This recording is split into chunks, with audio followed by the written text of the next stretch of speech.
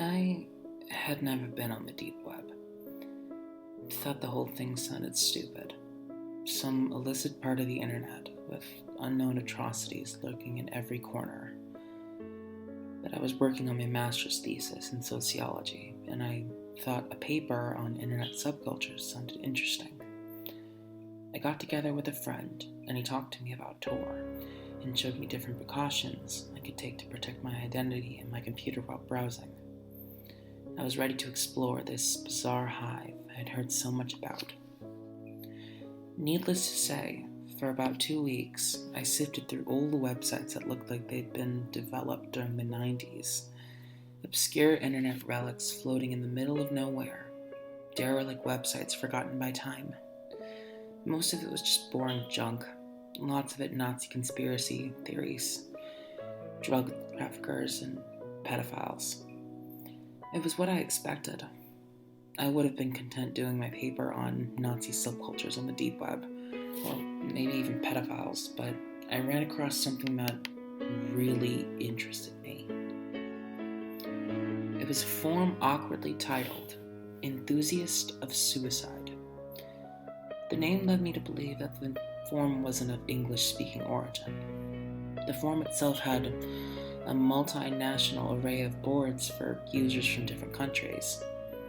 I saw boards in Spanish, French, Turkish, Chinese, a vast array of boards, but there was one common theme.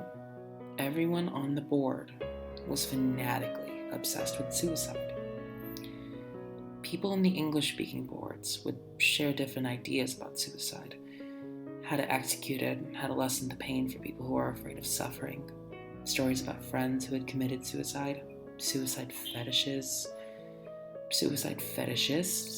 sharing explicit photos with one another, people having physiological discussions about suicide. It didn't seem to stop. Then on one of the boards, I noticed some of the people were talking about something called the Suicide Show. It's on tonight. You gonna watch it? One would say. No, I can't. I have a big day tomorrow. I plan on going into work with my 38 and killing my boss. Then I'm gonna kill myself. The other would respond. I cringed at reading this. The Suicide Show. If it was what it sounded like, then it would be some kind of webcast with a bunch of people committing suicide? I felt my stomach turn. My palms were sweaty, but my mind was racing with curiosity.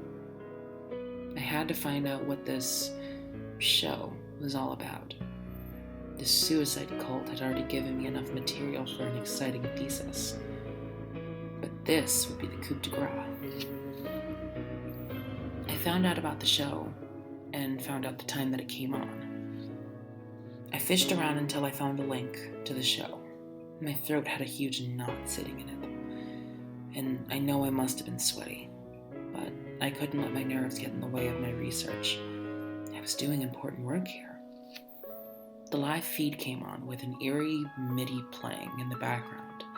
The film quality was grainy, as if it was filmed using a cell phone or a cheap camera.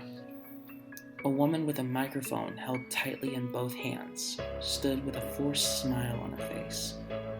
I could see her mascara had run down her face as if she had been crying. She looked like she may have been in her 40s. She was Asian and she looked incredibly uncomfortable and afraid. I gripped the armrest of my chair, my nails digging into it. She made me uneasy. The whole thing made me uneasy, but this was about to get much, much more worse. She started speaking in a foreign language, so I clicked a button that would display English subtitles on screen. Welcome to the Suicide Show. I'll be hosting your evening tonight, she said, her pitch shaky and unnerved. Just the sound of her frightened voice made me so much more afraid and surreal feeling.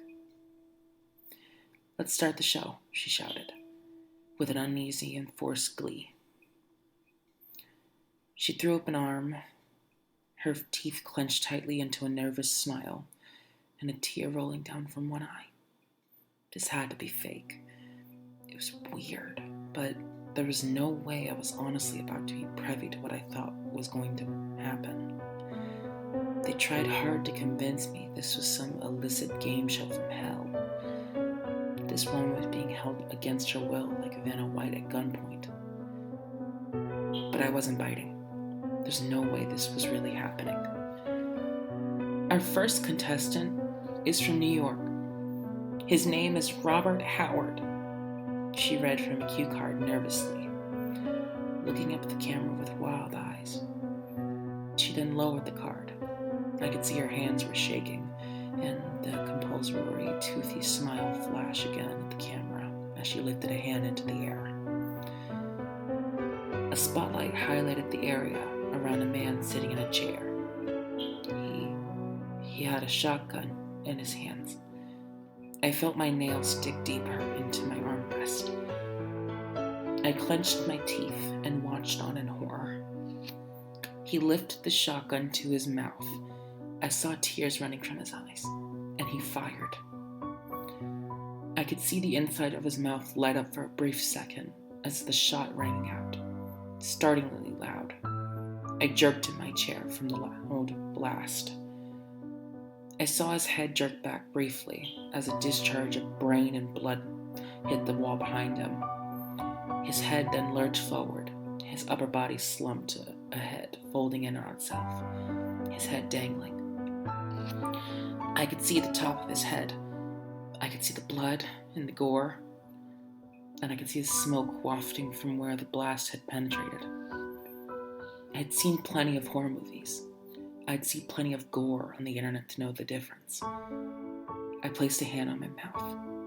I felt the air vacate my lungs as I stared in abject horror. "Judges?"